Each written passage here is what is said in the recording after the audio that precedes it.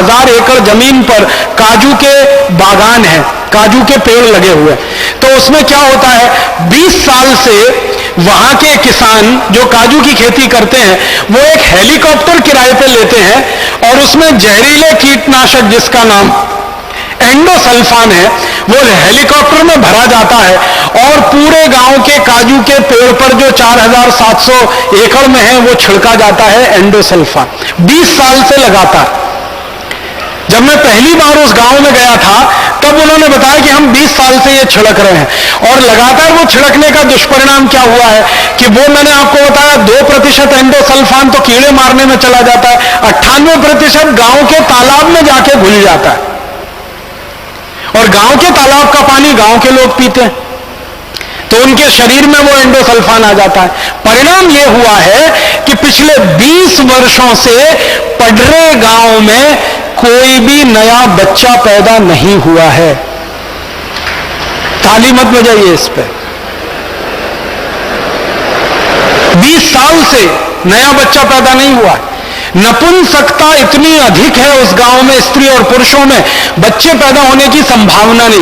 पुरुषों के वीर्य में शुक्राणु नहीं है, माताओं को अंडाणु नहीं बन रहे हैं और उस पर रिसर्च करने के लिए Indian council of medical research की जब टीम गई एक बहुत बड़े वरिष्ठ डॉक्टर के नेतृत्व में, डॉक्टर मोहन कुमार उनका नाम है, उन्होंने जब पूरे गांव के लोगों का ब्लड सैंपल लिया तो पता चला कि गांव के लोगों के खून में एंडोसल्फान नाम का कीटनाशक घुस गया है और जितना मनुष्य की सहन करने की शक्ति है जिसको हम टॉलरेंस लिमिट कहते हैं उससे 40 गुना ज्यादा है। ये गांव के लोगों का खून रक्त परीक्षण जब किया तो डॉक्टर मोहन कुमार की टीम ने ये पाया और वो टीम ने फिर बताया कि ये खून में इतना ज्यादा एंडोसल्फान है इन लोगों को तो सवाल ही नहीं उठता कि बच्चे पैदा हो जाए। फिर पता लगाया गया कि बच्चे पैदा नहीं हो रहे, ये तो एक बीमारी और क्या क्या है। उस गांव में पता चला हर घर का दूसरा और तीसरा आदमी कैंसर का शिकार है, हर घर में। फिर और ज्यादा रिसर्च हुई तो पता चला कि गांव में जितने बच्चे हैं जो पैदा हो गए 20 साल पहले, उनको अगर आप देखोगे तो किसी की उम्र 4-5 साल से ज्यादा नहीं लगती जो 20 साल से बड़े हैं, क्योंकि शरीर का ग्रोथ ही नहीं हुआ है, वो बिल्कुल छोटे से बच्चे हैं अभी भी। गांव में हम लोग गए तो देखा घरों के दरवाजों पे बच्चे बैठे हैं, स्कूल में बच्चे खेल रहे हैं, कुछ बच्चों के हाथ ऐसे हैं, कुछ बच्चों के हाथ ऐसे हैं, किसी के पांव ऐसे हैं, किसी को एक हाथ में 8-9 उंगलियां हैं, किसी को पांव में 10 से 12 उंगलियां हैं और किसी के पांव बिल्कुल पीछे की तरफ मुड़े हुए हैं, किसी को आधा पांव है, एक पांव है ही नहीं है। इस तरह के 20 बच्चे और ज्यादातर बच्चों को हमने देखा तो शरीर छोटा सा है, सिर बहुत बड़ा है।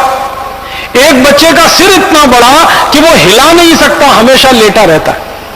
उस बच्चे की उम्र पूछी तो उसकी मां ने कहा 32 साल की उम्र है और मुझे लगा कि ये 4-5 साल का है। उन सभी बच्चों के हमने फोटोग्राफ्स खींचे थे, फिल्म बनाई थी, कभी समय मिला तो आस्था चैनल पर उसको हम दिखाएंगे कि इतने खराब स्थिति में वहां के बच्चे जी रहे हैं, उठा नहीं सकते शरीर को, सिर बहुत भारी है, हाथ पांव एकदम छोटे हैं, या सिर एकदम छोटा है हाथ पांव बहुत भारी है, या किसी को आंखें जो है ना जन्म से अंधे हैं, कोई बोल नहीं पाता है, किसी को हमेशा मुंह टेढ़ा रहता है, ऐसा लगता है जैसे पैरालिसिस हो गया। न्यूरोलॉजिकल डिसऑर्डर उस गांव में सबसे ज्यादा।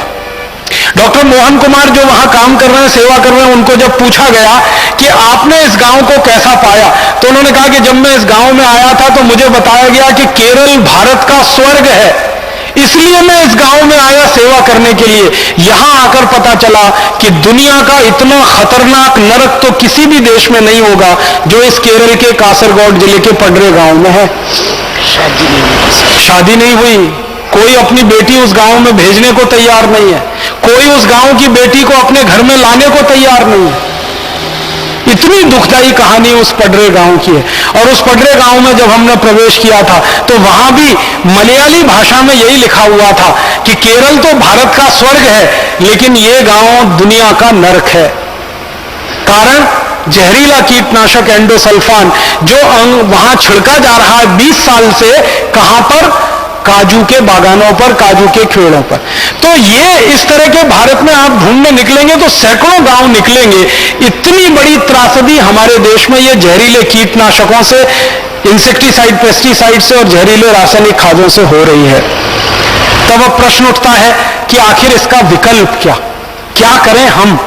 तो हमें लगता है इसका एक ही विकल्प है, एकमात्र विकल्प है, वो ये कि भारत के किसानों को इस बात के लिए तैयार किया जाए कि वो जल्दी से जल्दी इस जहर को खेत में डालना बंद करें और इस जहर के स्थान पर कोई अमृत तत्व उपलब्ध हो हमारी प्रकृति के द्वारा, उसको अपने खेतों में खाद के रूप में, कीटनाशक के रूप में डालें और धीरे धीरे ये धरती जो पूरी तरह से प्रदूषित हो गई है, बर्बाद हो गई है, इस धरती को वापस ठीक किया जाए, मिट्टी को वापस ठीक किया जाए, पानी को वापस ठीक किया जाए, हमारी हवा को वापस ठीक किया जाए।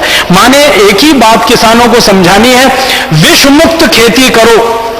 अभी तक विषयुक्त खेती कर रहे हो, अब विष मुक्त खेती करो, स्वदेशी खेती करो, स्वावलंबी खेती करो, कम खर्चे वाली खेती करो, यह जहर डालना पूरी तरह से बंद करो, क्योंकि यह जहर किसानों को भी मार रहा है और हम सब नागरिकों को भी मार रहा है।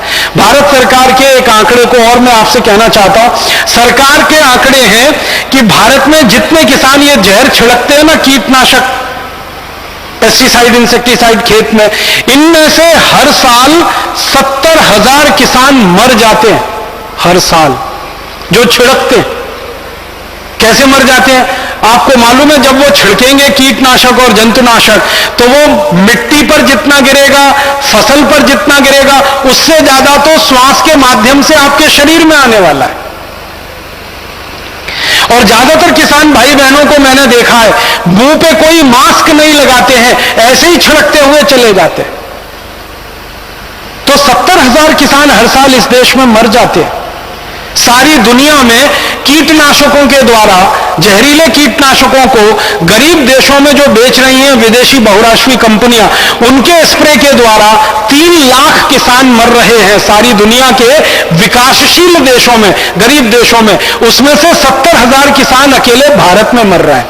3 लाख दुनिया के 50 से ज्यादा देशों में मर रहे हैं, 70,000 अपने देश में मर रहे हैं। और ये वो आंकड़े हैं, बार बार मैं कहता हूं, जिनकी एफआईआर दर्ज होती है पुलिस स्टेशन में, जिनकी एफआईआर दर्ज नहीं है, ऐसे आंकड़ों को तो हम गिन ही नहीं सकते हैं, वो कितने अधिक होंगे। और उसके बाद हम जो मर रहे हैं जहरीले सब्जियों को खाकर, दालों को खाकर, अनाज को खाकर, उसके बारे में तो सरकार अभी तक पूरी तरह से मौन है कि खाकर मरने वालों की संख्या कितनी है इस देश में। अगर कैंसर से होने वाली मौतों को जोड़ लिया जाए इस देश में, और कैंसर जैसी गंभीर बीमारियों से होने वाली मौतों को जोड़ लिया जाए, तो यह आंकड़ा तो लाखों के ऊपर निकलेगा। इसलिए अब हमको एक फैसला तो लेना ही पड़ेगा सारे किसानों को, वो ये कि अब हम जहर वाली खेती नहीं करेंगे, विष अपने खेत में नहीं डालेंगे, यूरिया डीएपी नहीं डालेंगे, एंडोसल्फान, मेलाथियान, पैराथियान जैसा जहर नहीं डालेंगे। अब जहर मुक्त खेती करेंगे, विष मुक्त खेती करेंगे। ये संकल्प जिस दिन हमारे किसान लेंगे, उसी दिन से यात्रा शुरू हो जाएगी। और ये संकल्प किसान भाइयों को आज नहीं तो कल लेना ही पड़ेगा। मैं विनम्रतापूर्वक उनसे एक बात कहना चाहता हूं, अगर आप में से कुछ किसान भाई हैं तो इस बात को गंभीरता से सुने। जब से किसानों ने यूरिया, डीएपी, सुपरफॉस्फेट की खेती की है, जहर डाला है मिट्टी में, और जब से किसानों ने एंडोसल्फान, मेलाथियान जैसे सैकड़ों जहर डाले हैं मिट्टी में, इसमें से पैदा हुआ पशुओं का जो चारा है ना, वो पशुओं ने खाया है, और पशुओं के शरीर में भी ये जहर गया है। हमारी गाय के शरीर में जहर है, डीडीटी। हमारी गाय के दूध में है डीडीटी। आप सुनकर हैरान हो जाएंगे, गाय का दूध दुनिया में सबसे अमृत तत्व वाला माना जाता है, उस गाय के दूध में डीडीटी है। भैंस का दूध बहुत शुद्ध माना जाता है, उसमें डीडीटी है। तो पशुओं के शरीर में भी डीडीटी आ गया, एंडोसल्फान आ गया, मेलाथियान आ गया, जहरीले कीटनाशक पशुओं के शरीर में आ गए, क्योंकि उनको चारा वही खाने को मिला जिस चारे को यूरिया, डीएपी से पैदा किया गया। और इसमें सबसे बड़ा दुर्भाग्य इस देश का जो हो गया वो ये, अभी थोड़े दिन पहले मैं कृषि वैज्ञानिकों के साथ एक गढ़मुक्तेश्वर नाम के छोटे से गांव में गया था, एक फार्म को देखने के लिए। वहां जाकर मेरी आंखें फटी रह गई। ये जानकर मैं हैरान हो गया, Indian council of agricultural research के वैज्ञानिक ये कह रहे हैं कि राजीव भाई, ये जहर जो खेतों में डाला है किसानों ने, इस जहर के कारण 65% गाय और भैंस बांझ हो गई हैं। समझते हैं? वो बच्चे पैदा नहीं कर सकते, संतान नहीं दे सकते। गाय भैंस 65% गाय भैंस बांझ हो गई, इनफर्टाइल हो गई। और तब मुझे पता चला कि 65% इनफर्टिलिटी का रेट है हमारे पशुओं में, माताओं में, बहनों में। आप अंदाजा लगा लीजिए, कम से कम 20-25% तो माताओं बहनों में निकल आएगा अगर यही आंकड़ा हम कोशिश करें। गुजरात में है, स्वामी जी कह रहे हैं गुजरात में तो ये है ही 20-25%।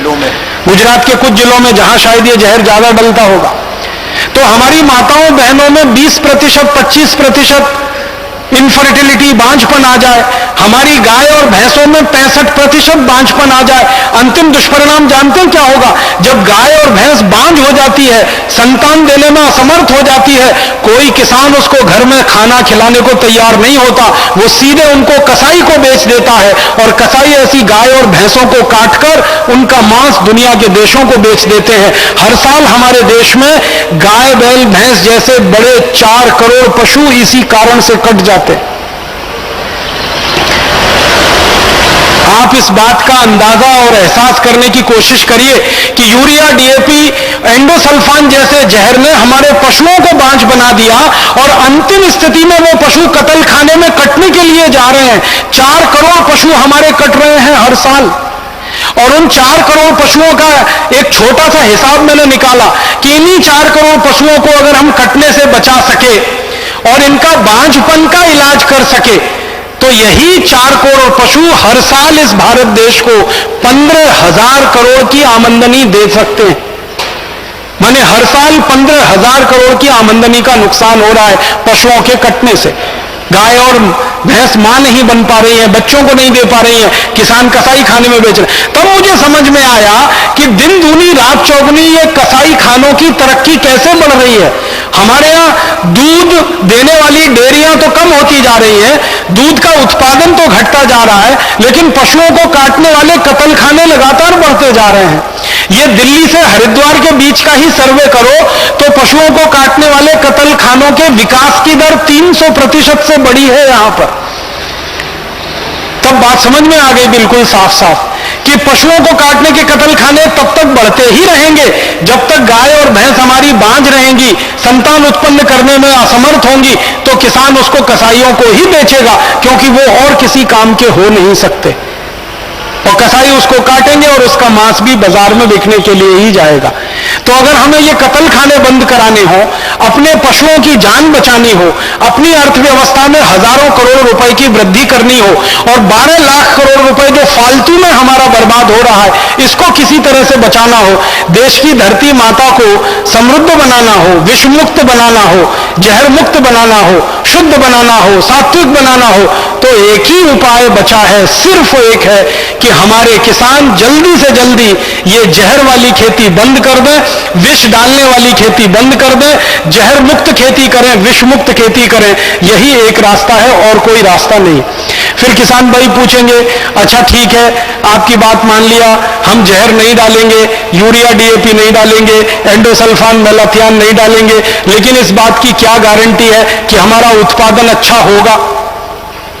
मैं आपको एक छोटी सी बात समझाना चाहता हूं सरल भाषा में। अगर आप किसान हैं और खेती करते हैं तो एक जानकारी देना चाहता हूं कि हमारे खेत में जो कुछ भी पैदा होता है, पौधे का निर्माण जो खेत में होता है, बीज, बीज में से पौधा, पौधे से फल, तो फल ज्यादा से ज्यादा मिले तो पौधा अच्छे से अच्छा हो, तो बीज अच्छे से अच्छा हो, और जिस मिट्टी में बीज डाला गया वो मिट्टी अच्छे से अच्छी हो। यह सीधा एक चक्र है। तो मिट्टी अच्छी से अच्छी होनी चाहिए, बीज अच्छे से अच्छा होना चाहिए, फल तो अच्छा मिलने ही वाला है। तो मिट्टी को अच्छा बनाना है तो एक ही रास्ता है, उसको जहर मुक्त करो।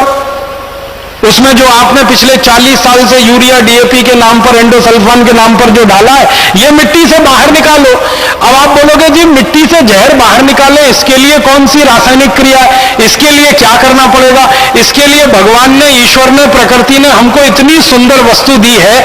मिट्टी का जहर 3 साल में पूरा खत्म हो जाता है अगर लगातार उस मिट्टी में पशुओं का गोबर और मूत्र मिलाकर डाला जाए।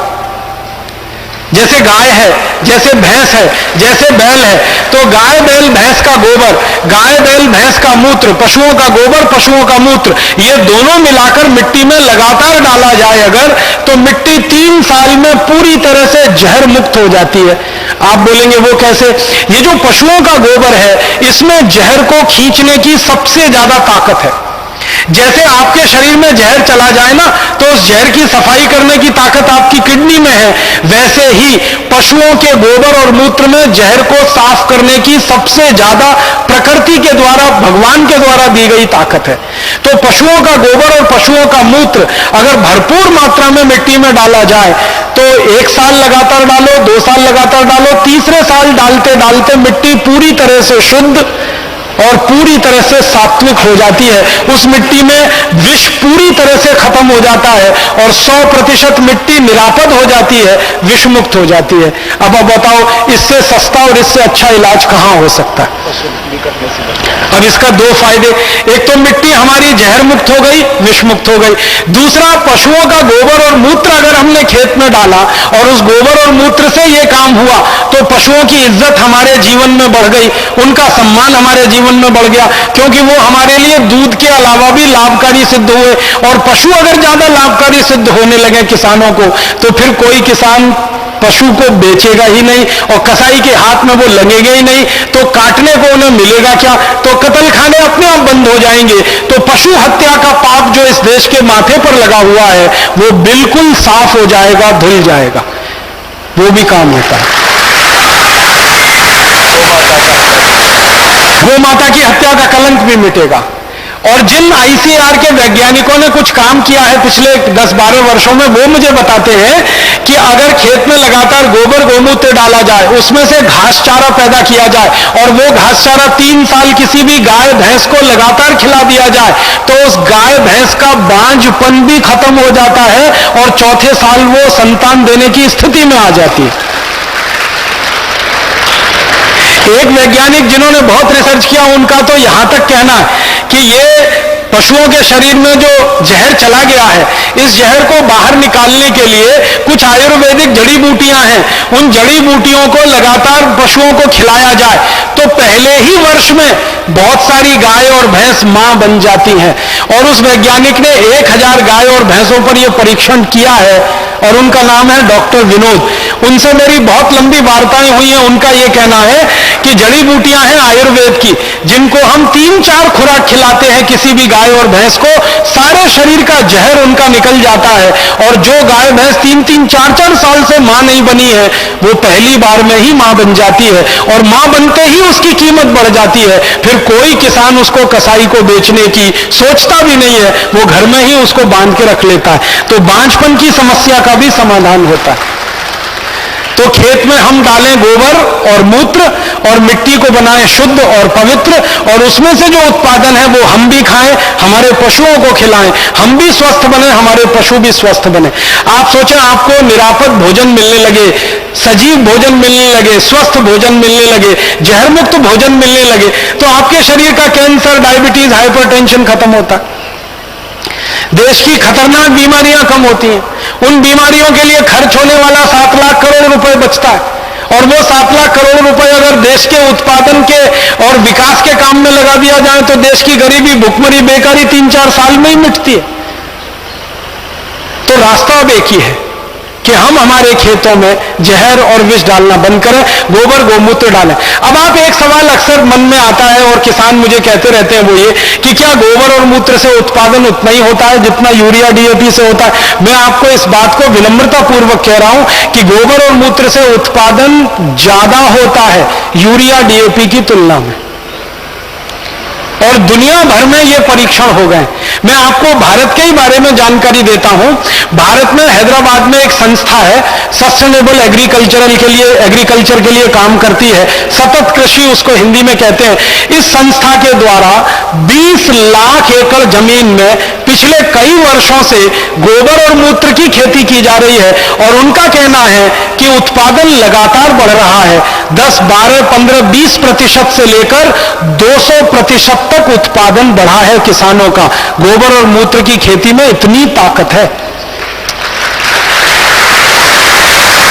मैं आपको किसान भाई बहन है अगर आप, तो एक छोटी सी बात समझाना चाहता हूं, वो ये कि पौधे को बड़ा होने के लिए और पौधे पर अच्छा फल लगने के लिए सबसे ज्यादा काम में अगर कोई चीज आती है ना, तो वो सूर्य का प्रकाश है। सूर्य का प्रकाश भरपूर मात्रा में जिस पौधे को मिलेगा, उस पौधे की बढ़त माने ग्रोथ सबसे अच्छी होगी, उसका फल भी सबसे अच्छा होगा। जमीन से मिलने वाले जो सूक्ष्म पोषक तत्व हैं, जिनको हम माइक्रो न्यूट्रिएंट्स कहते हैं अंग्रेजी में, जैसे कुछ मैक्रो न्यूट्रिएंट्स होते हैं, कुछ माइक्रो न्यूट्रिएंट्स होते हैं। मैक्रो न्यूट्रिएंट्स माने जाते हैं NPK, नाइट्रोजन फास्फोरस पोटाश, और मैक्रो न्यूट्रिएंट्स में आता है कैल्शियम, मैक्रो न्यूट्रिएंट्स में आता है सल्फर, मैक्रो न्यूट्रिएंट्स में आता है मैग्नीशियम। तो ये 6 तरह के रसायन हैं जो मैक्रो न्यूट्रिएंट्स हैं। बाकी जितने भी रसायन हैं, जिनकी संख्या 12 है, जो बहुत सूक्ष्म मात्रा में इस्तेमाल होते हैं, जैसे कॉपर है, जैसे कोबाल्ट है, जैसे मैग्नीज है, ये बहुत सूक्ष्म मात्रा में, जिनको माइक्रो न्यूट्रिएंट्स कहते हैं, ये कुल मिलाकर 18 हैं। इनकी सबसे ज्यादा उपलब्धता अगर कहीं पर है तो वो पशुओं के गोबर और मूत्र में ही है, और उसके बाद भगवान की बनाई गई मिट्टी में है, और कहीं भी नहीं है। आप जानते हैं यूरिया, डीएपी, सुपर फॉस्फेट में तो 3 ही मैक्रो न्यूट्रिएंट्स हैं, नाइट्रोजन है, फास्फोरस है, पोटाश है, बाकी तो उसमें कुछ है ही नहीं।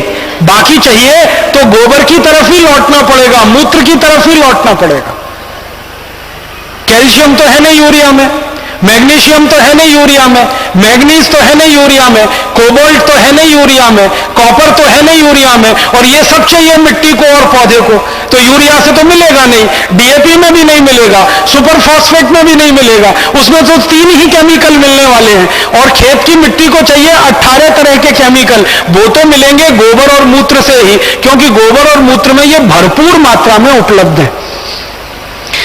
तो आप गोबर और मूत्र की खेती करें तो भूमि को सूक्ष्म पोषक तत्व तो भरपूर मिलेंगे, जिससे भूमि की उर्वरक शक्ति बढ़ेगी, और भूमि की उर्वरक शक्ति बढ़ेगी तो उत्पादन की दर बढ़ेगी, आपको फसल अच्छी मिलेगी, उत्पादन ज्यादा मिलेगा, बेहतर मिलेगा। और जो उत्पादन आपको मिलेगा उसको बाजार में जब आप बेचेंगे तो उसका मूल्य भी भरपूर मिलेगा, कीमत भी भरपूर मिलेगी। आप मुंबई में कभी जाओ, जब आम का सीजन आता है तो मुंबई के बाजार में मैंने खूब देखा है, यूरिया डीएपी का आम खरीदो, हापुस, अल्फेंजो, तो आराम से मिल जाता है एक पेटी 200, 250, 300 रुपए का। और वही हापुस और अल्फेंजो खरीदो गोबर और मूत्र वाला, तो एक पेटी मिलता है 700 रुपए का, 800 रुपए का, 900 रुपए का। इस बार मैंने एक हापुस आम की कीमत मुंबई के बाजार में पता की थी 65 रुपए, क्योंकि उसका एक ही क्वालिटी था कि वो गोबर और मूत्र से पैदा किया हुआ है, और उसी के बराबर में 15 रुपए का दूसरा वैसा ही हापुस आम था, लेकिन उसकी क्वालिटी थी कि वो जहर के द्वारा उत्पादित किया हुआ है। मतलब सीधा सा ये है कि अगर गोबर मूत्र से खेती आप करते हैं तो उसके उत्पादन को भी बाजार में 4-5 गुनी कीमत आराम से मिलती है। भिंडी 40 रुपए किलो बिकती है जो गोबर मूत्र से पैदा होती है, और जो यूरिया डीएपी वाली भिंडी है उसको 15-20 रुपए में भी कोई नहीं पूछता है। टमाटर का भाव, बैंगन का भाव, आलू का भाव सब ज्यादा है जो गोबर मूत्र से पैदा। गोबर मूत्र से पैदा किया हुआ गेहूं 21 रुपए, 25 रुपए, 27 रुपए, 30 रुपए किलो आराम से बिकता है, और यूरिया डीएपी का गेहूं 10-11 रुपए किलो में कोई खरीदने को तैयार नहीं होता। तो हर वस्तु जो हम पैदा करेंगे गोबर और मूत्र से, उसका भाव अच्छा है, उसका उत्पादन भी अच्छा मिलेगा, क्वालिटी भी बढ़ेगी, जमीन सुधरेगी, फसल का उत्पादन सुधरेगा, आप खाएंगे तो आपका शरीर सुधरेगा, दूसरे खाएंगे तो उनका शरीर सुधरेगा, सब तरफ से देश के लिए अच्छा है गोबर गौमूत्र की विष मुक्त खेती करना। तो मैं आपसे निवेदन करता हूं सभी किसान भाइयों से कि जल्दी से जल्दी वो अपने खेत को विष मुक्त बनाए और गोबर गौमूत्र को खेत में लाए। अब आप ये पूछेंगे कि जरा मात्रा बता दो, गोबर कितना डालना, मूत्र कितना डालना, खेत में कब कब डालना, किस फसल में कितना डालना, यह तकनीकी सवाल अक्सर हमारे सामने आ जाता है। तो मैं एक सरल सूत्र बताता हूं जिसको भारत में पिछले 12-15 वर्षों में हजारों किसानों ने अपनाया है और बहुत लाभ उनको हुआ है। किसी भी 1 एकड़ खेत में आप चाहें तो इस सूत्र को लिख लीजिए, ताकि आप अपने महाराष्ट्र के गांव-गांव में जाकर किसानों को बता सकें, क्योंकि किसानों को जब भी आप ये समझाएंगे कि गोबर गौमूत्र की खेती करो, तो वो एक ही प्रश्न करेंगे, हमको तो मालूम ही नहीं है गोबर कितना मिलाना, मूत्र कितना मिलाना, क्या क्या उसमें डालना, कितनी कितनी बार डालना। तो ये आप लिख लेंगे तो आपको लाभ होगा, और बता सकेंगे आप किसानों को तो उनको और ज्यादा लाभ होगा। 1 एकड़ खेत के लिए किसी भी फसल में 1 एकड़ खेत के लिए, फसल कोई भी हो, गेहूं की हो, धान की हो, गन्ने की हो, मूंगफली की हो, या तो सब्जियों की फसल हो, कोई भी फसल हो, 1 एकड़ खेत के लिए एक बार में 15 किलो गोबर लगता है। और ये गोबर किसी भी जानवर का हो, बड़े जानवर का हो, गाय का हो या तो बैल का हो या तो भैंस का हो। बड़े जानवर हमारे गांव में ये 3 ही हैं, गाय, बैल, भैंस। तो या तो गाय का, या तो बैल का, या तो भैंस का 15 किलो गोबर, और उसमें मिलाइए 15 लीटर मूत्र उसी जानवर का, गाय का या तो बैल का या तो भैंस का। 15 किलो गोबर, 15 किलो मूत्र, दोनों मिला लीजिए प्लास्टिक के एक ड्रम में, और मिलाकर इसमें 1 किलो गुड़ डाल दीजिए, गुड़। और गुड़ ऐसा डालिए जो हम नहीं खा सकते, जानवर भी नहीं खा सकते, खराब हो जाता है, बहुत बेकार होता है। जिस गुड़ को कोई नहीं खाता, जिसमें बदबू आने लगती है, जो पानी की तरह से फैल जाता है, बेकार समझ के हम जिसको फेंक देते हैं, वो गुड़ खाद बनाने में सबसे अच्छा काम आता है। तो 1 किलो गुड़, 15 किलो गोबर, 15 लीटर मूत्र, फिर इसमें 1 किलो डालिए दाल का आटा। उड़द की दाल है तो सबसे अच्छा, मूंग की दाल हो सकती है, मसूर की दाल हो सकती है, अरहर की दाल हो सकती है, चने की दाल हो सकती है, खेसारी की दाल हो सकती है, सोयाबीन की दाल हो सकती है, कोई भी दाल। 1 किलो दाल का आटा, दाल को पीसकर उसका पाउडर या आटा, और अंत में 1 किलो मिट्टी डालनी है एक ऐसे पेड़ के नीचे से उखाड़कर जो पेड़ बहुत साल पुराना आपके गांव में लगा हुआ है। पीपल का पेड़ हो, बरगद का पेड़ हो, आम का पेड़ हो, पुराना पेड़ हो, 10 साल, 20 साल, 25 साल, 50 साल पुराना, उस खेत के नीचे से 1 किलो मिट्टी खोदकर इसमें डालना। तो 15 किलो गोबर, 15 लीटर मूत्र, 1 किलो गुड़, 1 किलो दाल का आटा और 1 किलो पुराने पेड़ के नीचे की मिट्टी, ये 5 वस्तुओं को प्लास्टिक के एक ड्रम में मिला देना। डंडे से मिला देना, चाहे हाथ से मिला देना, कोई फर्क नहीं पड़ता। मिलाने के बाद इसको 15 दिन तक रखना। इसमें 15 दिन तक एक ही काम करना, सुबह और शाम डंडे से इसको घुमाते रहना। 15 दिन तक इसको ऐसे ही रख देना ड्रम में मिला के, और डंडे से सुबह शाम घुमाते रहना। 15 दिन में यह खाद बनकर तैयार हो जाएगा। फिर इस खाद में लगभग 150 से 200 लीटर पानी मिलाना, कम से कम 150 लीटर, अधिक से अधिक 200 लीटर, और अधिक से अधिक सीधे ही लिख लीजिए 200 लीटर पानी मिलाकर। अब ये जो घोल तैयार हो गया है, ये 1 एकड़ खेत के लिए पर्याप्त खाद है। 1 एकड़ खेत के लिए। अगर 2 एकड़ खेत है तो ये सभी मात्राओं को 2 गुना कर दीजिए। 3 एकड़ खेत है तो सभी मात्राओं को 3 गुना कर दीजिए। एकड़ के हिसाब से आप इसको बढ़ाते जाइए। अब इसको खेत में डालना कैसे है? अगर खेत खाली है, कोई फसल खेत में नहीं है, तो इसको सीधे स्प्रे कर सकते हैं मिट्टी को भिगाने के हिसाब से। डब्बे में भर भर के छिड़क सकते हैं, स्प्रे पंप में भर के छिड़क सकते हैं। स्प्रे पंप का नोजल निकाल देंगे तो ये छिड़कना आसान होगा। अगर नोजल लगा हुआ तो उसमें ये फंस जाएगा, तो नोजल निकाल के छिड़क सकते हैं। तो खाली खेत में मिट्टी पे छिड़कना है। और फसल अगर खेत में खड़ी हुई है तो जब फसल में पानी लगाएंगे तो पानी के साथ इसको मिला देना है। मान लीजिए आपके खेत में फसल लगी है और पानी के लिए नाली आपने बना रखी है, उस नाली के मुहाने पर कोई बैठ जाएगा और डब्बे से इसको पानी में डालता जाएगा, पानी के साथ ये पूरे खेत में चला जाएगा। 1 एकड़ खेत के लिए ये खाद पर्याप्त है, और इसको आप हर 21 दिन में दोबारा से डाल सकते हैं। आज आपने डाला तो 21 दिन बाद फिर डाल सकते हैं, फिर 21 दिन बाद डाल सकते हैं, फिर 21 दिन बाद डाल सकते हैं। मतलब इसका है कि 3 महीने की फसल है तो कम से कम 4 से 5 बार डाल दीजिए। 4 महीने की फसल है तो 5 से 6 बार इसको डाल दीजिए। 6 महीने की फसल है तो 7-8 बार डाल दीजिए। साल भर की फसल है, जैसे आप गन्ना लेते हैं, ऊस लेते हैं, तो उसमें आप इसको कम से कम 14-15 बार डाल दीजिए। इसको हर 21 दिन में डालते जाना। तो ये खाद से आप किसी भी फसल को भरपूर उत्पादन ले सकते हैं। गेहूं, धान, चना, चावल, दाल, गन्ना, मूंगफली, सब्जियां, सब तरह की फसलों में ये डालकर देखा गया है। इसके बहुत अच्छे और बहुत अद्भुत परिणाम हैं। सरस्वती समस्त राष्ट्र का शत शत नमन। निर्वाण के 125 वर्ष।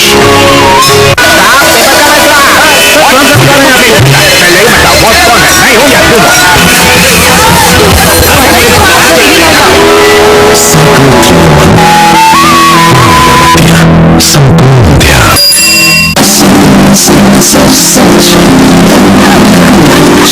जैसी शुद्धता हमारी पहचान MTH मसाले वॉइस ऑफ इंडिया।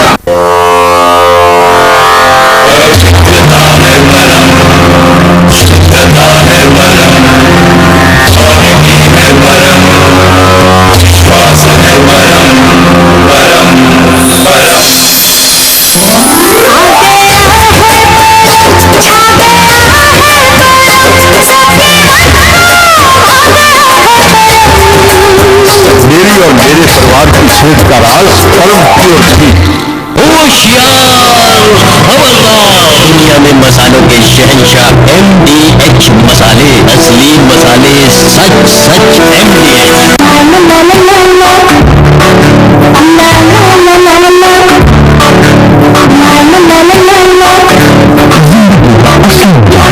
छोटी छोटी बातें जैसे रसोई का मजा है असली नमक से, अंकुर नमक असली नमक। ज्योति विश्वविद्यालय सरस्वती समस्त राष्ट्र का शत शत नमन। मेवा के 125 वर्ष। अमन, नब्बू अंकल के साथ एक्टिंग करते डर नहीं लगता? नब्बू अंकल से नहीं डरता क्योंकि मैं सब इसको खाता। एक्टिंग शक्टिंग निकले शक्ले नब्बू अंकल को सिखाता। असली इतनी कच्ची है वो मैं अंकल मैन पड़ा था। सब इसको है ना? बाल दिवस के पावन अवसर पर स्वाधीनता आंदोलन के अग्रणी भारत के प्रथम प्रधानमंत्री पंडित जवाहरलाल नेहरू की पावन स्मृति को आस्था परिवार का शत शत वंदन। सबसे अच्छा परिणाम क्या आता है इसका कि आपकी जिंदगी का जो खाद का खर्चा है 60% वो एक झटके में खत्म हो गया। फिर दूसरा खर्चा क्या खत्म होता है, जब आप ये गोबर मूत्र का खाद डालेंगे तो खेत में विष कम हो जाएगा, तो जंतुनाशक डालना और कम हो जाएगा, कीटनाशक डालना और कम हो जाएगा। यूरिया डीएपी का असर जैसे जैसे मिट्टी से कम होता जाएगा, बाहर से आने वाले कीट और जंतु भी आपके खेत में कम होते जाएंगे, तो जंतुनाशक और कीटनाशक डालने का खर्च भी अपने आप धीरे धीरे कम होता जाएगा। और लगातार 3-4 साल आपने ये खाद बनाकर डाल दिया तो लगभग तय मानिए आपके खेत में कोई भी जहरीला कीट और जंतु आएगा नहीं, तो उसको मारने के लिए दवा डालने की जरूरत और गरज भी नहीं पड़ेगी। तो 20% वो जो फालतू खर्चा था वो भी बच जाएगा, माने खेती का 80% खर्चा आपका बच जाएगा। दूसरी बात इस खाद के बारे में कि ये सभी फसल के लिए है, कोई भी फसल रबी की हो, खरीफ की हो, जायद की हो। हमारे यहाँ फसल चक्र में 3 मुख्य फसलें हैं, रबी, खरीफ, जायद। तीनों तरह की फसलों में ये काम आता है, इसलिए इस फॉर्मूले में ज्यादा कोई जटिलता नहीं है, बहुत सरल है, बहुत आसान है। और जानवर जो गोबर दे रहा है, मूत्र दे रहा है, वो आसानी से किसी भी गांव में मिल जाते हैं। भले वो दूध ना दें, लेकिन गोबर और मूत्र तो वो दे ही दे रहे हैं। उनको इकट्ठा करने की बात है। गोबर इकट्ठा करना तो बहुत आसान है, जानवरों का मूत्र इकट्ठा करना भी आसान है। जब भी जानवर मूत्र देते हैं, आप ऐसा करिए, उनको बांधने का जो स्थान है जानवरों का, वो थोड़ा मिट्टी से और ईंट से थोड़ा पक्का बना दीजिए, सीमेंट कर दीजिए या पत्थर लगा दीजिए, और उस स्थान को थोड़ा ढाल दे दीजिए। फिर उसमें एक नाली बना दीजिए और बीच में एक खड्डा डाल दीजिए, तो जो भी मूत्र करेंगे जानवर वो सब नाली में आ जाएगा, खड्डे में इकट्ठा हो जाएगा। अब जानवरों के मूत्र की एक विशेषता है कि इसकी कोई एक्सपायरी डेट नहीं है।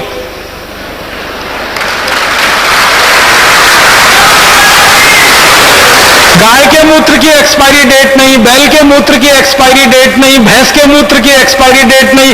3 महीने, 6 महीने, 1 साल, 2 साल, 5 साल, 10 साल, कितने भी दिन पड़ा रहे खड्डे में, वो खराब बिल्कुल नहीं होता। इसलिए आप बिल्कुल निर्द्वंद तरीके से इसका इस्तेमाल करिए। मन में कोई द्वंद मत लाइए कि ये पुराना हो गया कि ये नया हो गया। हमने तो ये अनुभव पाया है कि जितना पुराना जानवरों का मूत्र होता जाता है, क्वालिटी उतनी ही अच्छी उसकी होती जाती है। और ये जितने भी मल्टीनेशनल विदेशी कंपनियों के कीटनाशक, जंतुनाशक है, सबकी एक्सपायरी डेट है, आप जान लीजिए। और उसके बाद भी कीड़े मरते नहीं है, और किसान उसको कई बार चख कर देखते हैं कि नकली तो नहीं है, किसान मर जाते हैं, कीड़े नहीं मरते हैं उससे। तो मल्टीनेशनल के कीटनाशक लेने से अच्छा है कि गाय के मूत्र, भैंस के मूत्र, बैल के मूत्र का उपयोग करना। तो इसको खाद में इस्तेमाल करिए, ये एक तरीका है। हर 21 दिन पे इस्तेमाल करिए, हर फसल में इस्तेमाल करिए। लगातार 3 साल इस्तेमाल करने के बाद आपकी मिट्टी को एकदम पवित्र और शुद्ध बना देगा। मिट्टी में एक कण भी जहर का नहीं बचेगा 3 साल के बाद इस खाद का इस्तेमाल करने से। दूसरा, आप इसी तरह से कीटनाशक भी खुद तैयार कर सकते हैं। बाजार से किसी विदेशी कंपनी का 15,000 रुपए लीटर का कीटनाशक लाने से अच्छा है इन जानवरों के मूत्र से ही कीटनाशक बना लेना। तो अगर जरूरत पड़े, कभी किसी फसल में आपको कीट लग गया, कोई जंतु लग गया, उसको खत्म करना है, उसको मारना है, तो उसके लिए भी एक सूत्र आप लिख लीजिए। कीटनाशक बनाना भी बेहद आसान है, कोई भी किसान भाई अपने घर में बना सकते हैं। कीटनाशक बनाने के लिए क्या करना पड़ता है? 1 एकड़ खेत के लिए अगर कीटनाशक तैयार करना है तो 20 लीटर जानवरों का मूत्र चाहिए, चाहे तो गाय का, चाहे तो बैल का, चाहे तो भैंस का। 20 लीटर 20 लीटर मूत्र में लगभग 2.5 किलो, आधा किलो प्लस माइनस हो सकता है, 2.5 किलो से 3 किलो हो सकता है, 2.5 किलो का 2 किलो भी हो सकता है। तो आधा किलो प्लस माइनस रख के बोल रहा हूं, लगभग 2.5 किलो, 2 किलो 500 ग्राम नीम की पत्ती को पीसकर उसकी चटनी मिलाइए 20 लीटर मूत्र में। नीम के पत्ते को पीसकर उसकी चटनी। नीम के पत्ते से भी अच्छा होता है नीम की निम्बोली की चटनी। आप जानते हैं नीम पर एक फल लगता है निम्बोली जैसा, वो अगर मिल जाए तो 2.5 किलो निम्बोली की चटनी वही 20 लीटर मूत्र में मिलाना है, नहीं तो 2.5 किलो नीम के पत्ते की चटनी। इसी तरह से एक दूसरा पत्ता होता है धतूरे का पत्ता, लगभग 2.5 किलो धतूरे के पत्ते की चटनी, 2 किलो 500 ग्राम।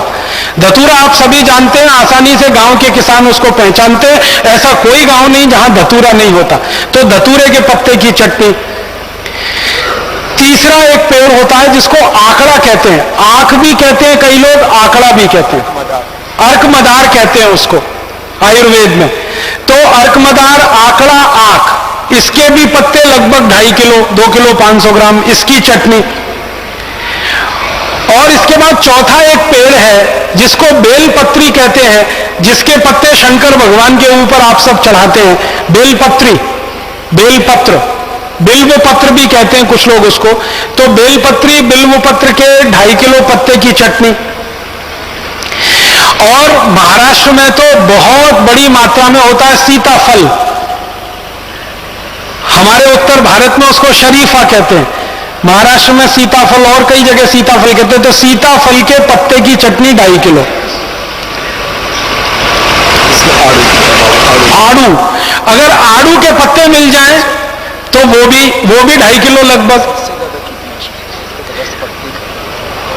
परम पूजनीय स्वामी जी कह रहे हैं कि आड़ू के पत्ते में कीट को मारने की या खत्म करने की सबसे ज्यादा शक्ति है, उसका रस पड़ते ही कीट मरते हैं। तो आड़ू के पत्ते अगर मिल जाए तो और भी अच्छा है। तो ये 5-6 तरह के पेड़ों के पत्ते आप ले लो, 2.5 किलो, इनको पीसकर 20 लीटर जानवरों के मूत्र में डालकर उबालना है, गर्म करना है। और इसमें थोड़ा उबालते समय आधा किलो से 750 ग्राम तक तंबाकू का पाउडर और डाल देना। तंबाकू का पाउडर आधा किलो, कम से कम 750 ग्राम, अधिक से अधिक, ये डालकर उबाल लेना है। उबालकर इसको ठंडा कर लेना है और ठंडा करके इसको आप बोतलों में भर के रख लीजिए, ये कभी भी खराब नहीं होता। ये कीटनाशक तैयार हो गया। अब इसको डालना कैसे, स्प्रे कैसे करना है? जितना कीटनाशक लेंगे उसका 20 गुना पानी। अगर 1 लीटर कीटनाशक लिया तो 20 लीटर पानी, 10 लीटर कीटनाशक लिया तो 200 लीटर पानी। जितना कीटनाशक आपका तैयार हो गया उसको अंदाजा लगा लीजिए आप, जितनी उसकी मात्रा तैयार हो गई उसका 20 गुना पानी उसमें मिला दीजिए। मिलाकर इसको आप खेत में छिड़क सकते हैं किसी भी फसल पर। और इसको छिड़कने का परिणाम यह है कि 2 से 3 दिन के अंदर, लगभग 48 से 72 घंटे के अंदर जिस फसल पर आपने स्प्रे किया उस पर कीट और जंतु आपको दिखाई नहीं देंगे। कीड़े और जंतु सब पूरी तरह से 2-3 दिन में ही खत्म हो जाते हैं, समाप्त हो जाते हैं। इतना प्रभावशाली ये कीटनाशक बनके तैयार होता है।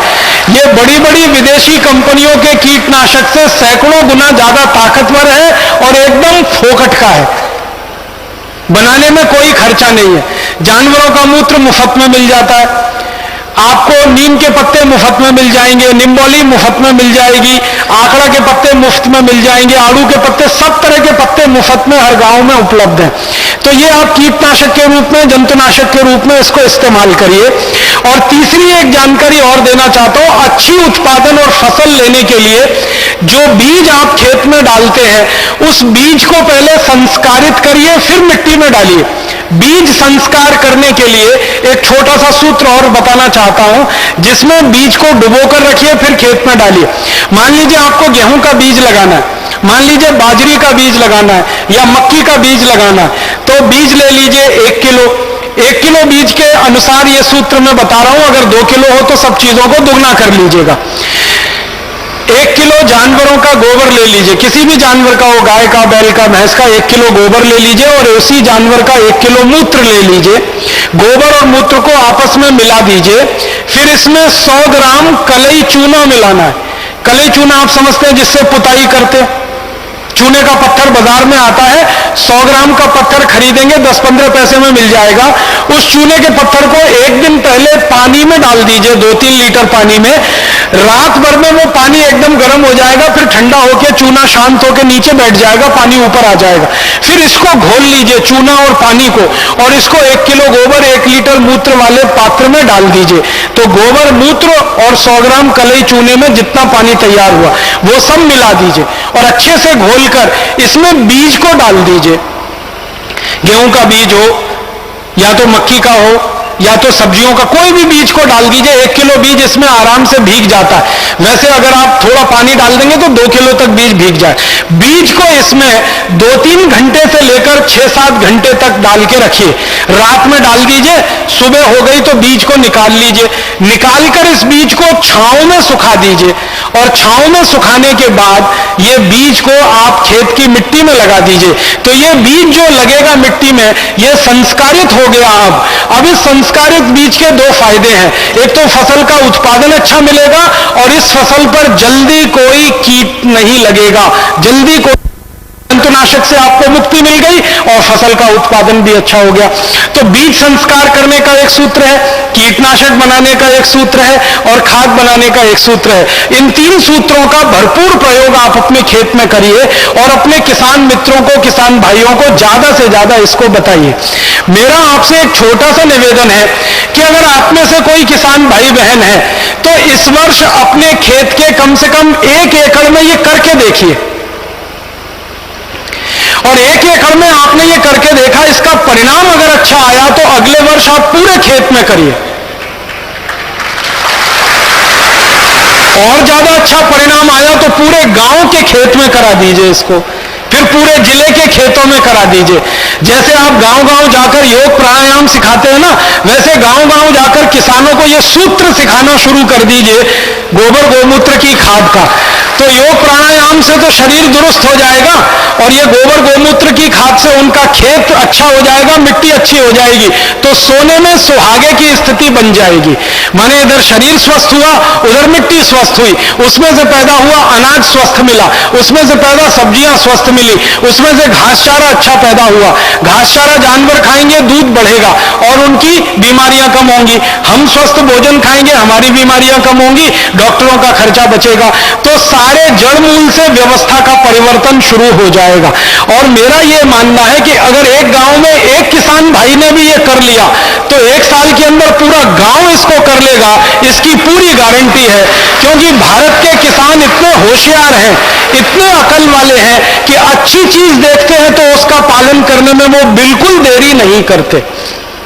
बस इतना ही आपको ये करना पड़ेगा कि जो सूत्र मैंने आपको हिंदी में बता दिया, आप इसका मराठी भाषांतर करके बताएंगे तो महाराष्ट्र के किसानों को और जल्दी और गहराई से ये बात अच्छे से समझ में आएगी। और किसान भाइयों को एक बात बताइए जो उनके दिमाग से भ्रम निकालना है। भारत के आधुनिक कृषि वैज्ञानिकों ने एक भ्रम किसानों के मन में डाल दिया है, वो भ्रम आप निकालिए। किसानों को यह समझाइए कि फसल का अच्छे से अच्छा उत्पादन सूरज की पड़ने वाली धूप से तय होता है, ना किसी दूसरी चीज से। जिस पौधे को धूप जितनी अच्छी मिलेगी, जिस पौधे को पानी जितना स्वच्छ और साफ मिलेगा, जिस पौधे को हवा जितनी अच्छी मिलेगी, उसका उत्पादन उतना अच्छा होगा। दूसरा, मिट्टी में से पौधा जो लेता है सूक्ष्म पोषक तत्वों को, वो कुल मात्रा का 5% से ज्यादा नहीं होता। मात्र 5% ही पौधा मिट्टी से लेता है। 95% पौधा सूर्य से, हवा से और पानी से लेता है। इसलिए किसानों को यह समझाइए कि सूरज की धूप पौधे को ज्यादा से ज्यादा मिले, इस पर वो ध्यान दें, ना कि खेत की मिट्टी में से सूक्ष्म पोषक तत्व तो ज्यादा मिले। मिट्टी से तो 5% लेना है, इससे ज्यादा वो लेगा नहीं। और एक बात आप किसान भाइयों को बताइए कि और अच्छा उत्पादन अगर लेना है अपने खेत में, ये तो एक तरीका हुआ उत्पादन लेने का, खर्चा कम करना, उत्पादन ज्यादा लेना। इससे भी अच्छा उत्पादन अगर खेत में से लेना है तो किसान भाइयों को कहिए कि एक फसल के साथ दूसरी फसल जरूर करें, दूसरी फसल के साथ तीसरी फसल करें, तीसरी के साथ चौथी करें।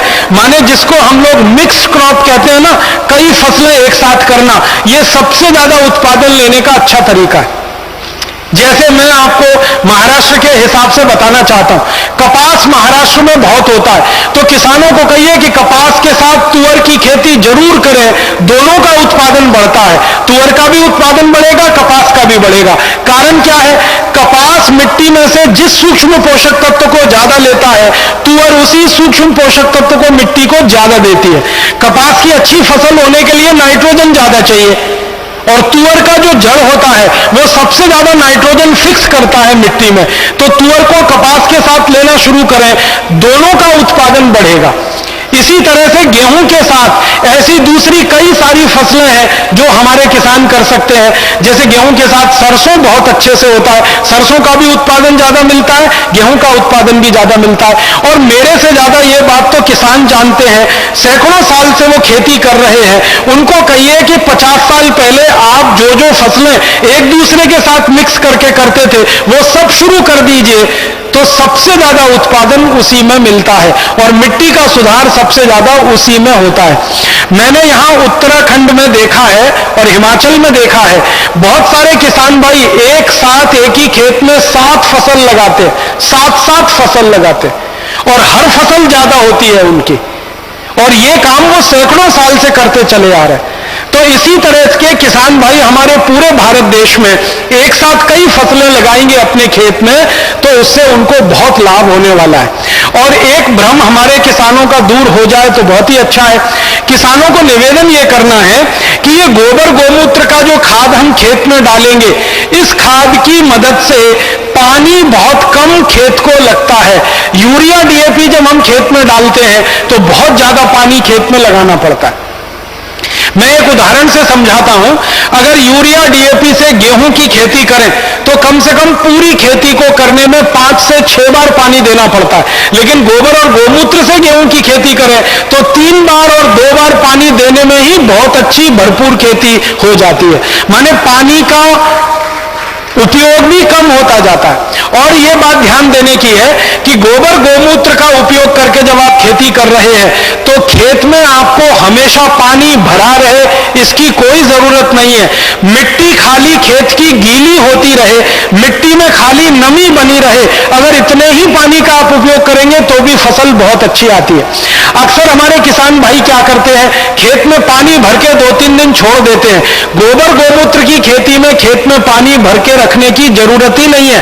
थोड़ा सा पानी जो मिट्टी को भिगा दे, इतना ही फसल के लिए पर्याप्त है।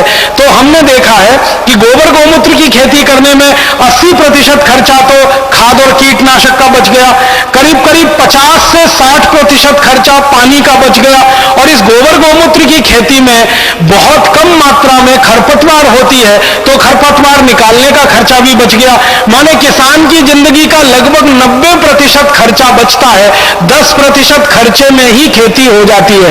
और मैं आपको गणित से यह बताना चाहता हूं कि कोई भी किसान भाई गोबर गोमूत्र की खेती अगर करेंगे अपने खेत में तो 100 रुपए आप लागत में लगाएंगे तो 1000 रुपए का उत्पादन आपको मिल जाएगा।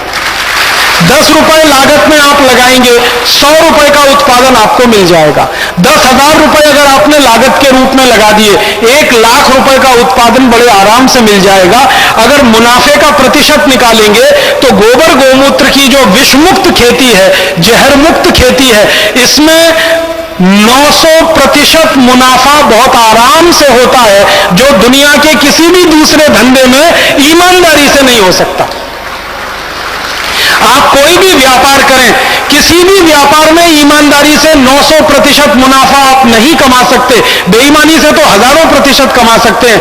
खेती और खेती मात्र एक ऐसा व्यवसाय है जिसमें गोबर गोमूत्र का उपयोग करके, जानवरों के मूत्र का उपयोग करके, जानवरों के मल का उपयोग करके आप 900% मुनाफा कमा सकते हैं।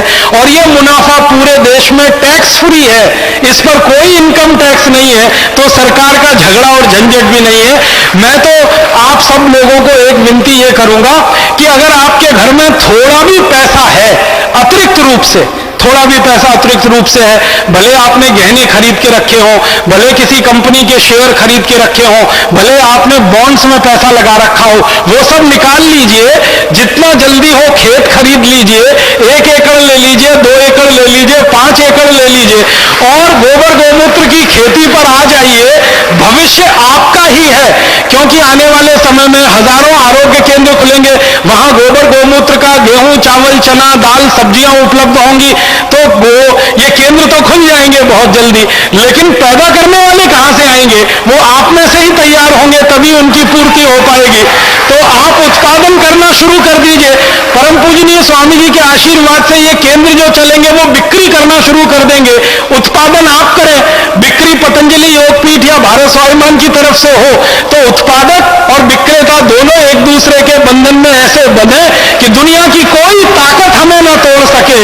और हम जो विश्व विजय के अभियान पर निकले हैं, अपने अभियान को पूरी तरह से सफल कर पाए। मैं एक आखिरी बात कहना चाहता हूं, वो ये कि भारत में आजादी की लड़ाई जब हुई, तो इस आजादी की लड़ाई में आपको शायद ये जानकारी है कि सबसे ज्यादा किसानों ने भाग लिया था। 1857 की क्रांति रही हो, 1905 का स्वदेशी आंदोलन रहा हो, 1942 का भारत छोड़ो आंदोलन रहा हो, या 1930 का नमक सत्याग्रह रहा हो, जितने भी आंदोलन भारत में हुए, सब में किसानों ने आगेवानी की, माने वो अगुवाई में थे, माने वो लीडरशिप में थे। और सभी आंदोलनों को सबसे ज्यादा आर्थिक मदद किसानों की तरफ से हुई। दूसरे नंबर पर व्यापारियों ने मदद की, उद्योगपतियों ने मदद की। तो किसानों ने, कारीगरों ने और व्यापारियों ने मदद की, तो सारे देश में सैकड़ों करोड़ रुपए खर्च करके आंदोलन हुआ। आजादी के आंदोलन के बारे में एक अनुमान है कि 480 करोड़ रुपए खर्च हुआ था उस समय 1857 की लड़ाई में। इसमें से अधिकांश पैसा किसानों ने दिया था, फिर कारीगरों ने और व्यापारियों ने दिया था। तो किसानों ने पैसा दिया कैसे? उनके पास पैसा था इसलिए उन्होंने दिया। किसानों के पास पैसा कहां से आया? उस समय खेती में उत्पादन बहुत अच्छा था। अंग्रेजों के आंकड़े बताते हैं कि सन 1840 तक इस देश में 1 एकड़ खेत में 56 क्विंटल धान पैदा होता था। पश्चिम महाराष्ट्र के दस्तावेज है, कोल्हापुर, सांगली, सतारा के आसपास के इलाके में 1840 में 1 एकड़ में 120 मीट्रिक टन ऊस उत्पन्न होता था। पश्चिम महाराष्ट्र के आंकड़े हैं, पुराने दस्तावेज बताते हैं, अभिलेखागार में, आर्काइव्स में वो बताते हैं कि 1 एकड़ में 12 से 15 क्विंटल कपास आराम से उत्पन्न होती थी। अब 56 कुंटल धान, 120 मीट्रिक टन गन्ने का उत्पादन, ऊस का उत्पादन, 12 से 15 कुंटल कपास, भरपूर उत्पादन होता था किसानों के खेत में। और उस उत्पादन का कारण ही यह था कि किसान सबसे ज्यादा गोबर और मूत्र से खेती करते थे, जानवरों के मूत्र और गोबर का इस्तेमाल करते थे। तो गोबर गोमूत्र की खेती करके उस जमाने के किसान सबसे ज्यादा श्रीमंत थे। इसलिए हमारे देश में यह कहा जाता था, उत्तम खेती मध्यम बान, करे चाकरी कुकर निदान। उत्पादन भरपूर था, आमदनी भरपूर थी, और जिनके पास आमदनी बहुत होती है वही दान कर सकते हैं। भिखारी क्या दान करेगा? उसके पास तो खुद ही नहीं होता खाने को। तो आजादी की लड़ाई के लिए सबसे ज्यादा दान किसानों ने दिया। ये बात अंग्रेजों को समझ में आई थी और इसलिए किसानों को खत्म कर देने के लिए उन्होंने अंग्रेजों ने साजिश रचाई थी, जिसमें लैंड एक्विजिशन एक्ट लाया, फिर ये एग्रीकल्चरल प्राइस कमीशन एक्ट लाया, तो अंग्रेजों ने साजिश के साथ किसानों को तोड़ा और बर्बाद किया। अब ये साजिश हमारे समझ में आ गई है, अब इस साजिश को खत्म करना है, इस साजिश को बेकार करना है, इस साजिश को पूरी तरह से प्रभावहीन करना है, तो उसका एक ही तरीका है कि किसानों को वापस उस खेती पर लाया जाए जिस खेती को करके वो हजारों साल दुनिया में सबसे ज्यादा समृद्धशाली थे। और वो खेती यही है, गोबर गोमूत्र की खेती, विषमुक्त खेती, जहर मुक्त खेती। तो किसान भाइयों को तो इस तरफ आना ही पड़ेगा। आप उत्पादन करें, बाजार में उसको बेचने के लिए तंत्र तैयार हो रहा है। आपका उत्पादन और हमारा बिक्री का तंत्र, ये दोनों मिलेगा तो पूरे देश में ऐसी जबरदस्त क्रांति आएगी कि सारे किसान तो आर्थिक रूप से स्वावलंबी हो जाएंगे, स्वयंपूर्ण हो जाएंगे, समृद्धशाली हो जाएंगे, और जो खाने वाले हैं क्रेता, जो खरीदने वाले ग्राहक हैं, वो शुद्ध अनाज खाकर स्वस्थ हो जाएंगे, उनकी ताकत बढ़ेगी और वो ताकत बढ़ाकर देश की व्यवस्था परिवर्तन के काम में और ज्यादा अपना विक्रम दिखा पाएंगे, अपना पुरुषार्थ सिद्ध कर पाएंगे। तो सबके भले में सबका भला, ऐसी स्थिति है।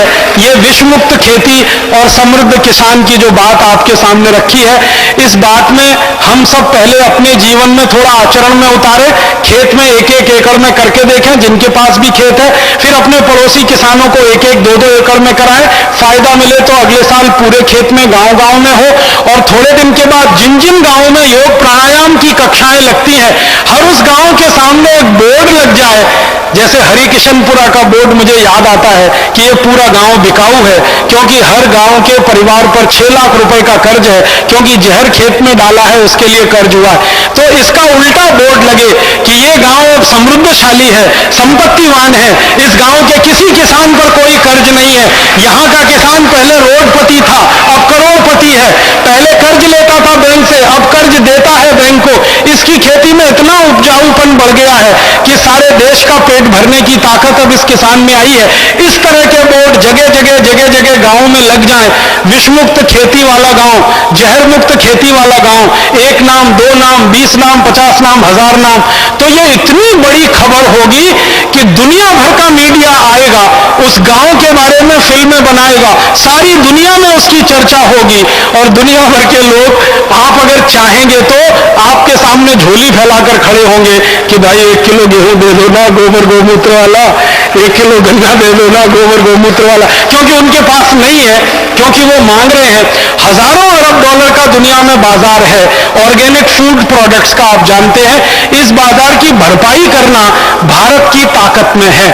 लंदन में अभी एक ऑर्गेनिक फूड स्टोर में मैं गया, वहां मैंने पूछा तो वहां पता चला आलू जो है गोबर गोमूत्र का पैदा हुआ 4 पौंड का 1 किलो है, और यूरिया डीएपी का 1 पौंड का 1 किलो है। तो 1 पौंड का 1 किलो आलू है यूरिया डीएपी का, और 4 पौंड का वही 1 किलो आलू है गोबर और गोमूत्र का। मतलब लंदन के डिपार्टमेंटल स्टोर में 4 गुना भाव तो अभी मिल रहा है आलू का। अगर सारे देश में इसी तरह के उत्पाद हम दे सकें और सारी दुनिया में उनको सप्लाई कर सकें, तो 4-4 गुनी कीमत डॉलर में, पौंड में, यूरो में हम लाएंगे, और भारत के किसानों के खातों में डॉलर, पौंड और यूरो ही जमा कराएंगे। और डॉलर, पौंड, यूरो जैसे जैसे भारत में आएगा, भारत की इज्जत और हैसियत बढ़ती जाएगी। ये रुपए और डॉलर की कीमत, डॉलर और रुपए की कीमत, या पौंड और रुपए की कीमत, ये बदलती चलना शुरू हो जाएगी। आप जानते हैं जिस मुद्रा की डिमांड ज्यादा होती है उसकी कीमत ज्यादा होती है, लेकिन सप्लाई ज्यादा हो जाए तो कीमत घट जाती है। तो आप उसको सिद्ध कर दीजिए इस देश में, डॉलर की कीमत घटानी है, पौंड की कीमत घटानी है, उसकी उपलब्धता बढ़ा दीजिए, कीमत अपने आप घट जाएगी। उसकी उपलब्धता बढ़ाने का एक ही तरीका है कि ऑर्गेनिक फूड प्रोडक्ट्स को सारी दुनिया में एक्सपोर्ट करना शुरू कर दीजिए, अपने आप आपको भरपूर डॉलर और पौंड मिलने लगेगा। तो एक तरीका यह भी है रुपए की कीमत बढ़ाने का, डॉलर और पौंड की कीमत घटाने का।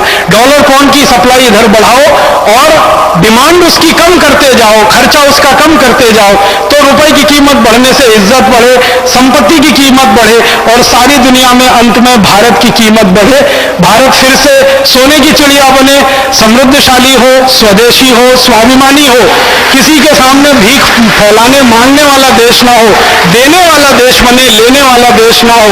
ये सब किसानों की ताकत से और विषमुक्त खेती और समृद्ध किसानों की ताकत से हो सकता है। ये बोलकर मैं आप सबका आभार व्यक्त करता हूं, धन्यवाद देता हूं।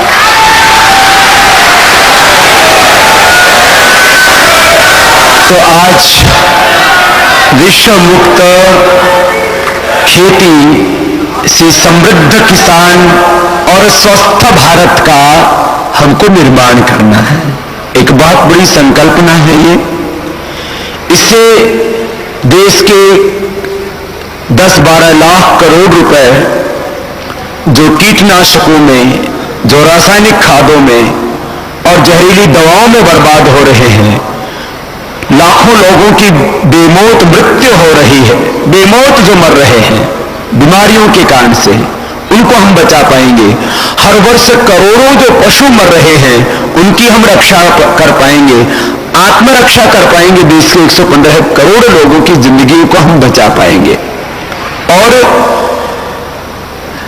अभी इसमें एक तरीका हम और जल्दी निजात करने जा रहे हैं।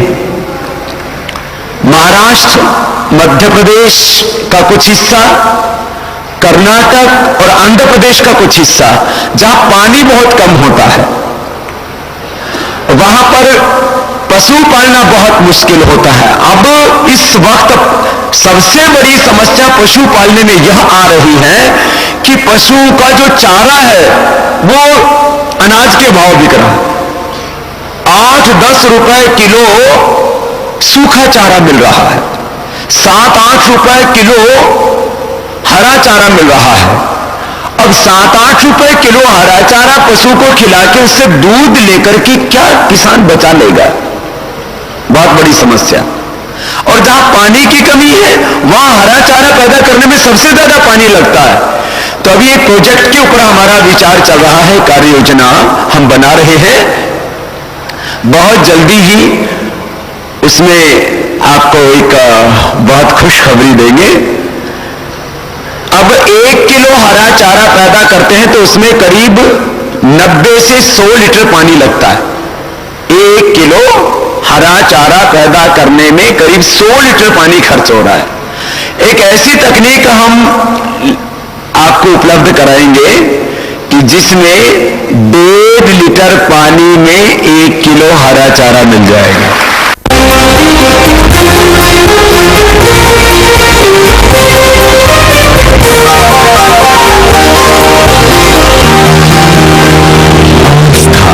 जीवन का आधार।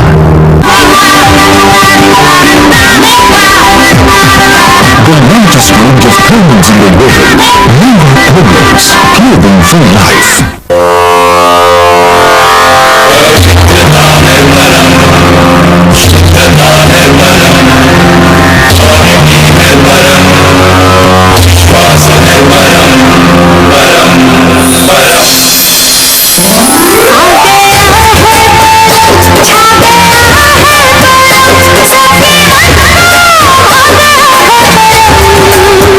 मेरी और मेरे परिवार की सेहत का राज परम प्योर थी।